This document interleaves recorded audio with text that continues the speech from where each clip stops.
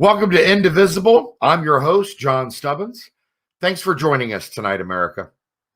Free speech is being violated for conservatives everywhere.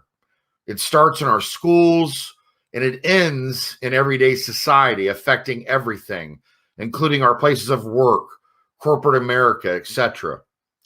It seems like companies like Apple, Amazon, Google, Disney, they're all telling you what you can and you can't do, ruling your life with the threat of punishment if you don't toe the line or do as you're told. My next guest is out there every day fighting for your right to remain free, to be able to speak and say what you want to say, support who you want to support for president, have conservative views, Christian views, to keep you from being silenced and punished by these kind of companies. I want to welcome to the show Justin Danhof, General Counsel and Director of the Free Enterprise Project and National Center for Public Policy Research. Thanks for coming on to the show tonight, Justin.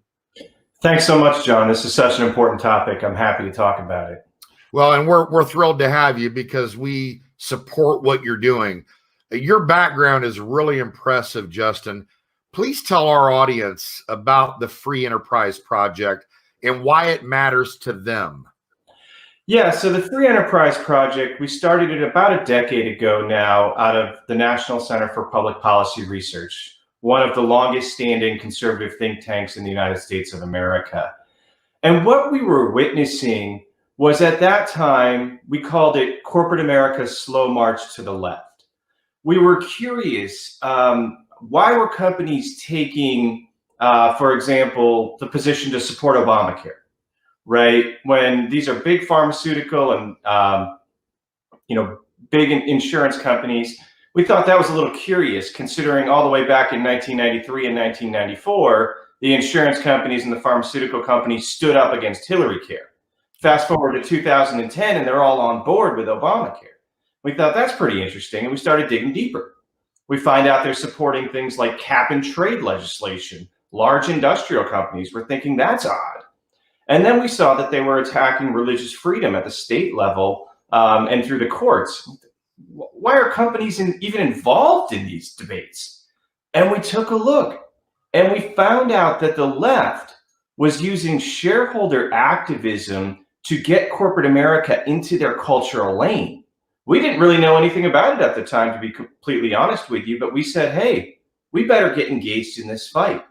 Because every year what we were seeing is between 60 and 100 organizations on the left, and we're talking about the big unions, the Teamsters, the SEIUs of the world, the Greenpeaces of the world, all the way through asset managers and state pension funds of liberal states, were using their power of corporate activism through the shareholder process to bend corporate America to their will.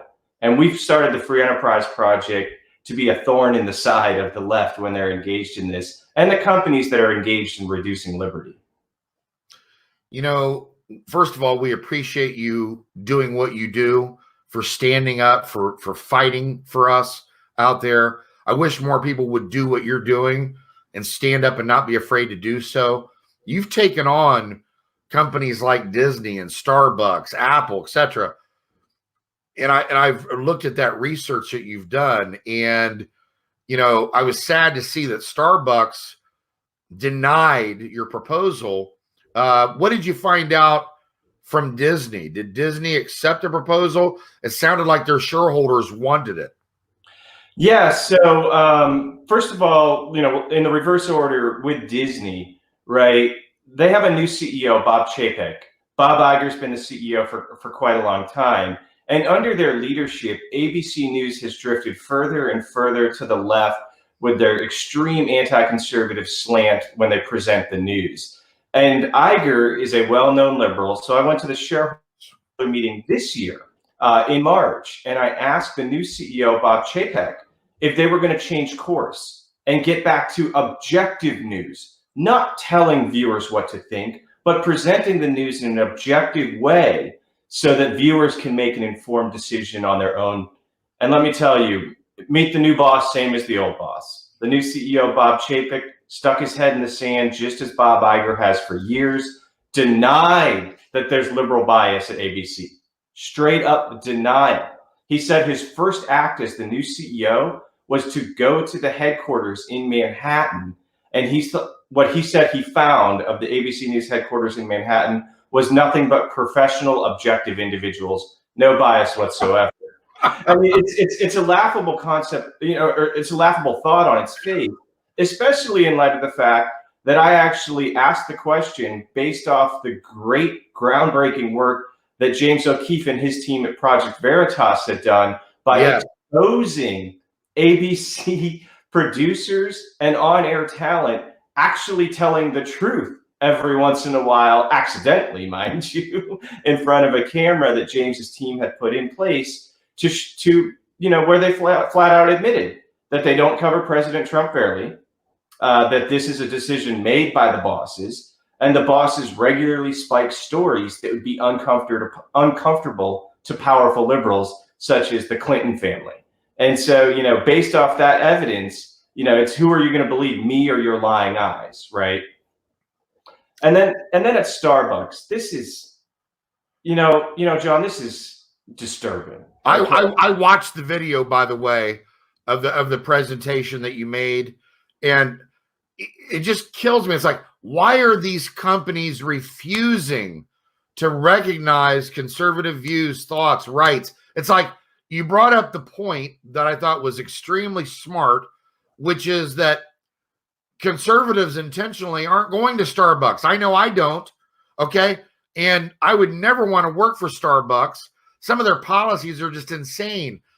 I'm sure you remember back when they were they were having people come into the coffee shops at Starbucks and using their bathrooms. Remember that whole thing? And it's like, ever since then, it's just been one insane thing after another. And you know what? I make my own coffee at home. It's better than Starbucks. Why am I going to spend $5 for a cup of coffee or a latte to come in and support these kinds of views that bash people like me or almost anybody that I know that thinks like I do? It's insane. Well, it is mind-boggling when you think that they're, a consumer, largely beverage and food company, right? This is, people using disposable income. And when the percentage of Americans that identify as conservative is most polling somewhere around 40%, and the percentage of Americans that identify as liberal is always in the low to mid 20s, the rest being independent, wouldn't you think you'd want to open up your marketplace to more potential consumers? And that's the pitch I made. So, on a little more granular level, what we had done is we filed a shareholder resolution with Starbucks. And we base all of our resolutions, by the way, off of liberal resolutions. And there's reasonings for that. And liberals for years have been filing resolutions with corporations to change their equal employment opportunity policies. Okay, so they filed with companies demanding that they, for example, accept transgender folks, gender identity, the whole LGBTQ elemental P into their equal employment opportunity policies. So what did we do? We filed a resolution and said, we're all for diversity, but not diversity of what someone looks like or what gender they claim to be on a given Tuesday. Rather, diversity of thought, diversity of viewpoint, diversity of political ideology, right? If you want to, and then I had a meeting with the executives about the proposal, with a handful of executives, as a matter of fact. And I told them everything that you just led this segment in with.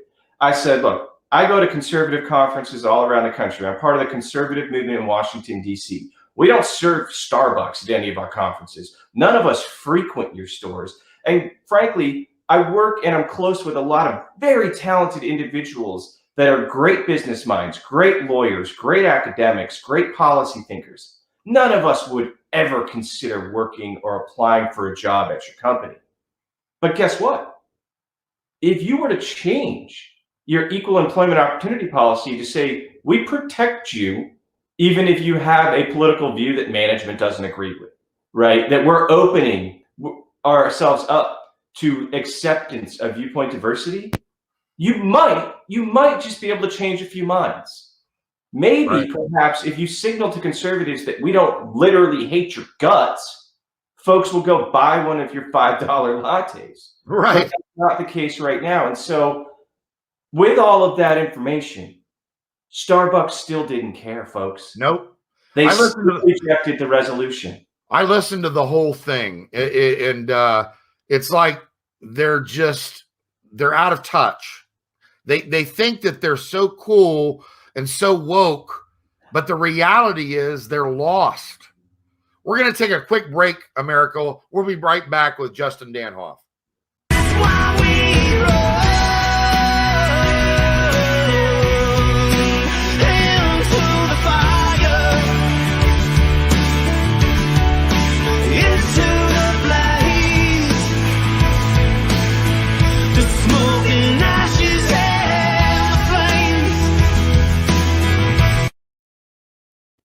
We're back with Justin Danhof, and I want to bring in now Melissa Isaac with the Isaac Law Firm, Montgomery, Alabama. Welcome, Melissa, to the show. Thank you. Good to see you, John. Good to see you, Justin. I'm on with Justin. I was going to say, have you been listening in to Justin's comments? I have. I've been listening to the whole interview. I'd like you to interject, Melissa. What's going on out there? Well, oddly enough, I think we have federal employment laws that already prohibit discrimination against job applicants and employees based upon membership in, protected classes, including race, sex, national origin, age, religion, things like that. And a lot of these protections have come about because of differences in viewpoints. Now, someone might identify as a woman, even though they're a man, and we might disagree with that viewpoint, but all of a sudden they become a protected class because of their perceptions, but yet our viewpoints are not protected. So, it reminds me too of a gentleman in Silicon Valley, Mr. Damore, I believe his name was. He was fired from his job at Google because of a 10-page manifesto he wrote challenging the tech giant's diversity policy.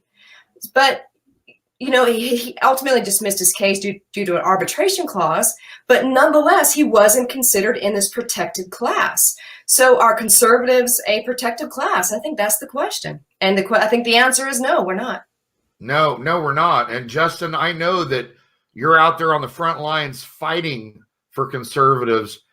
The question it just keeps boggling my mind. Why the resistance, Justin? Why the resistance?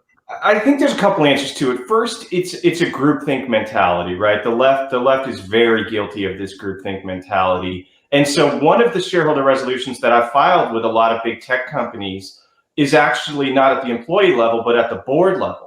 Right, where the left is pushing for board diversity, and their definition of diversity is, of course, what someone looks like, right? Affirmative action, essentially, for corporate boards. And we started 2 years ago filing these resolutions saying that your boards should start reflecting viewpoint diversity, right? Because it all starts from the top. And if the top is just a liberal lemmings enclave, interestingly enough, we've had 7 major companies, including Walmart, Walgreens, and Pepsi, agree to adopt this resolution. And now when they look for new board members, they see if their board is politically balanced or not. And if they're out of alignment, they try and align it with their new board searches. Guess who's opposed to this resolution?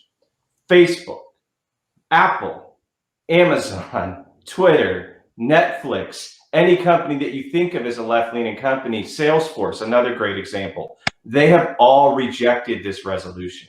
So think about that. Their board is saying, no, we like the fact that we're a liberal enclave that demands adherence to our worldview within our organization. And they just don't care.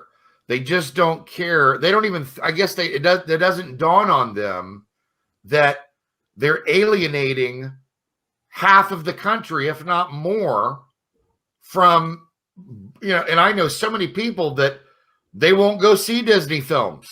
They won't buy Starbucks coffee. I mean, this is going to keep getting worse and worse and worse until they figure out that there are other people out there that don't necessarily agree with some of these warped views.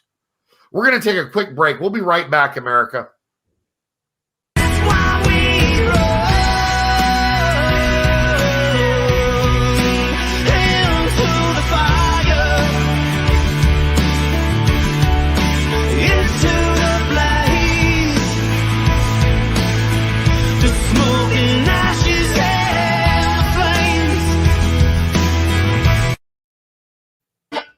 We're back with Justin Danhof and Melissa Isaac. Melissa works with men, pretty much all men, representing them in child custody cases and divorce proceedings and what have you down in Montgomery. And I know that you work very closely with Project 21, and you know that we have a huge fatherless problem out there. And I think the rate last I looked was 73% in the Black community alone.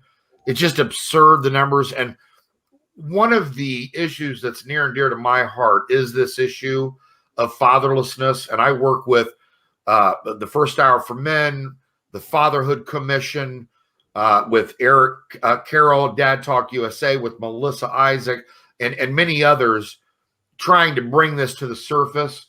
I'd like to start working with you and help you, bring you into this group so that we can get more thoughts, more opinions, and abortion, infanticide, all these things that are going on that create this problem and contribute to the problem. What are you finding in the Black community? Is anything changing on this scale, or is it pretty much status quo right now? Well, the first thing to know about it is the media doesn't want to talk about it. So you and Melissa talking about it, this is super important. You're not allowed to blame the fatherless problem. You're not allowed to blame single mothers. It's a simply off-limit topic of conversation. So point number one being, this is really incredible that we're talking about it today. And this conversation needs to be happening in a lot more venues. So kudos. And I applaud the willingness to talk about the issue. And there's also a tie-in, unfortunately, to corporate America in this case. 38 major corporations fund Planned Parenthood. Oh. The As You Sow network, which is the large network of liberal investors, they're filing shareholder resolutions demanding that more companies, get this, quote, make the business case for abortion. Now, you tell me, John, how is killing off potential future customers good for anybody's business? Unless you're in the abortion industrial complex itself, I fail to see how that's good for any business. But this comes on the heels of last year when Georgia passed their heartbeat bill, right? We had 185 CEOs of major American corporations sign a full-page advertisement in the New York Times saying that pro-life legislation is, quote, bad for business. Once again, I'd like some intrepid reporter to ask a single one of those CEOs how killing potential future customers is good for their bottom line. It's sick. It's sick, Justin. Melissa, I know you've got some thoughts on this. Oh gosh, there's so much to talk about in regards to this. Not only is Justin absolutely correct in killing our future generation, I don't know how that's good for anyone, to be honest, especially for business owners. You look at this from a human rights perspective. We're telling these women, it's up to you. This is your body. We're completely disregarding the fact that this is a human life that they're carrying in their womb, and also the fact that, does this father have any rights? So basically, we have a mother who determines if this father is allowed to be a father or not, because the right to abort a child doesn't belong to unmarried women. It belongs to women in general. So this is a huge issue in the men's rights community and the father's rights community. Because I can't tell you how many men I've had come in tears and say, my wife is pregnant and she wants to get an abortion, or my girlfriend is pregnant and she wants to get an abortion. The law now, I mean, there's laws that are now being challenged. Alabama passed a very strong anti-abortion law as well, which is now being challenged. But this isn't just a woman's issue. This is a society issue. This is a father's issue. And for a woman to decide whether a father should have the opportunity to be a father or not, it's preposterous and it's absurd. It really is. It really is. And it's, like I said, it's sick is what it is. And it's ruining just the fabric of who we are. It's like, did we forget who we are, people? We need to start asking the hard questions. We need to start standing up and speaking out. Too many people are sitting on the sidelines, sitting on their hands, saying nothing, doing nothing, thinking it's somebody else's problem. Well, It's all of our problems because it's affecting all of us in so many walks of life. The tentacles of this thing run deep. And I think Justin was alluding to that earlier. Right. I think Justin hit the nail on the head when he said nobody wants to blame single mothers. The fact is that prisons are full of inmates raised by single mothers. That's not a dig at single mothers. That is just saying that fathers are extremely important in the raising of children, but it's not politically correct because the perception is you're attacking single mothers. I want to make sure that everybody out there visits nationalcenter.org and make sure that you start paying attention to what they're doing over there and why it matters to you, because believe me, it does. Justin, do you have any closing comments before we take another break? Just when it comes to the broad issue here, we cannot separate race from the abortion issue, right? Planned Parenthood was founded by a well-known racist, Margaret Sanger, and to this day, they are living out her mission. The disproportionate number of abortion clinics that are in the African-American community is staggering, and it's appalling. On top of the life issue, this is a race issue. And not only that, I'm going to just say one other thing. And the left always says, well, your tax dollars aren't going towards abortions. Well, sure they are. We see it. We know it's happening. And it doesn't matter how they're hiding it or how those dollars are infiltrating. They're getting to Planned Parenthood. And a lot of legislation out there is affecting this. And they're getting money, folks. They're getting your money to do abortions, to commit infanticide. That's as sick as it gets. Thank you so much for joining us, Justin. I hope that you'll come back. We're going to continue this discussion. Obviously, this is a broad issue and want to dig a little deeper next time. Thank you, Melissa, for coming on and giving us your legal opinion. We'll be right back, America.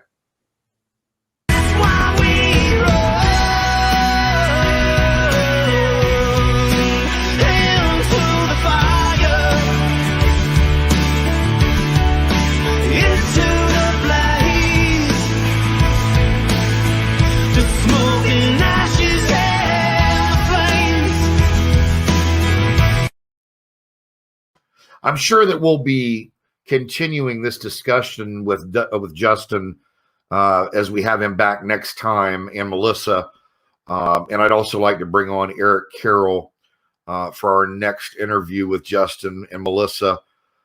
It's an issue that is not going to go away, and we have to talk about it. We have to get it out there. We have to address it so that we can deal with it, find solutions, and stop the bleeding, whether it be at the corporate level, all the way down to what our kids are learning by seeing this happen and ruining the fabric of America. Thanks for joining us tonight. We'll see you tomorrow night, America.